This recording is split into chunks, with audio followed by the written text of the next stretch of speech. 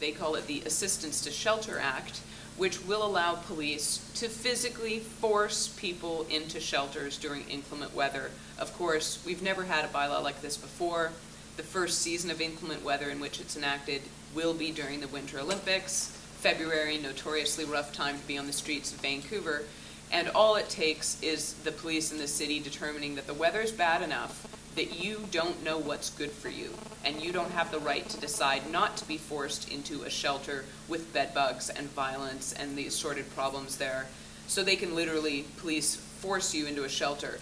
Now, because they know that there's not nearly enough shelter beds in Vancouver, what this means is that they can relocate you to another municipality, take you to Abbotsford or Burnaby or North Van or West Van or White Rock, where they might have shelter beds, and put you there. Now, you have no way to get back.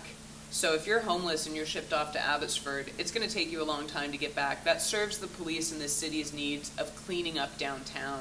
It gets rid of people. You can say you're doing it to help them into a shelter, but you're actually getting them out of town instead of making that permanent contribution to shelter beds that was promised. Additionally, when you look at the environmental damage, they like to proclaim each games are the greenest games ever. These are going to be the ones that are actually environmentally sustainable, which is one of the supposed pillars of the Olympic Games. In fact, after Beijing, Vancouver will be one of the most environmentally damaging Olympic constructions in history. Already they're talking about 100,000 trees that have been cut down, massive expansion to the Sea to Sky Highway, to traffic through the Gateway expansion project, massive expansion of car traffic, not buses and public transportation, but single car traffic. Additionally, when you're talking about constructing these roads and the construction of the venues, you're talking about massive use of lumber and cement and gravel. Gravel mining in BC has already substantially disrupted salmon habitat, spawning areas. They destroyed an area called Eagle Ridge Bluffs, which was a very sacred and important wildlife habitat. Additionally, there were a lot of people protesting, Native women and local people. One of these Native women, Harriet Nahani, was arrested at the time for breaching a condition not to participate in the protest. She was put into jail for some time, even though she was in her 70s and suffering from pneumonia. And shortly after she got out of jail, she died. And they directly attributed to the fact that her health had been so substantially damaged by her time in jail. So a lot of people have already made sacrifices to protest the games, particularly on the issue of the environment. That's one of the first ways that you notice concretely the impact of the Olympics. Additionally, there's a lot of disruption to native traditional land use. Pipe lines are disrupted, access to water and normal movement of people through the backcountry is completely disrupted.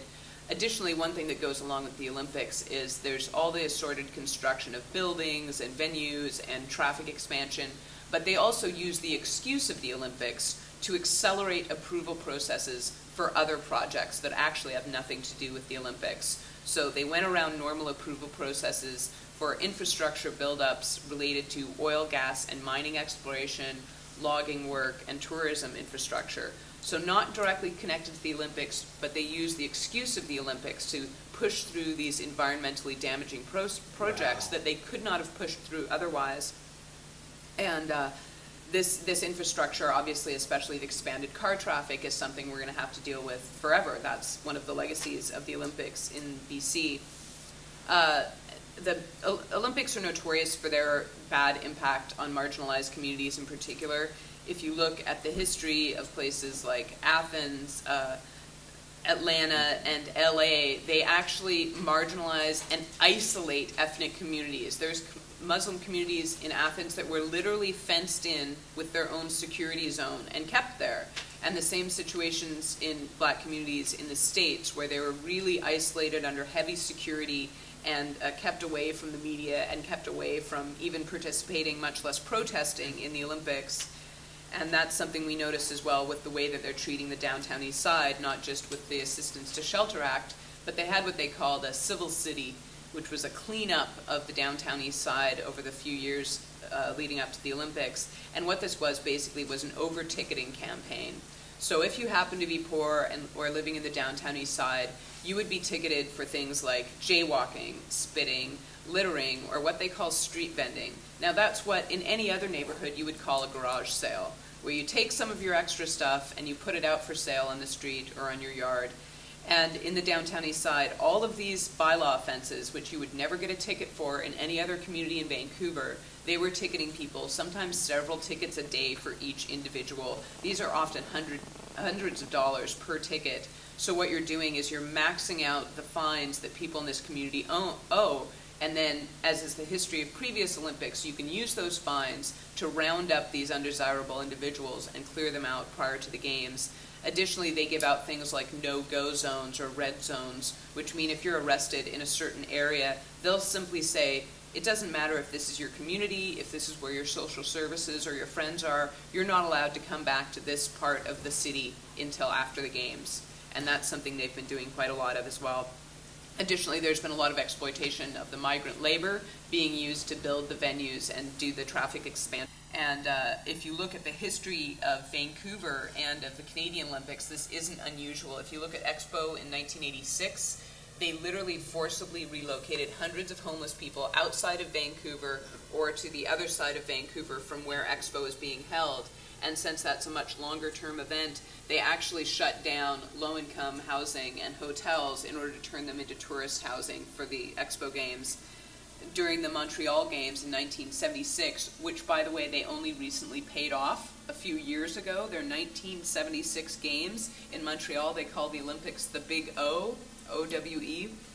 They actually had not just an anti-poverty cleansing, but an anti-queer crackdown, where they started cracking down on bathhouses from Quebec City all the way to Toronto. And if you know where Montreal is, Quebec City to Toronto is a huge space, so a big crackdown on the queer community there that actually resulted in much better organizing from the queer community. So there actually was, in some way, a positive impact of the Olympics in that people became better organized and stronger agitating for their community.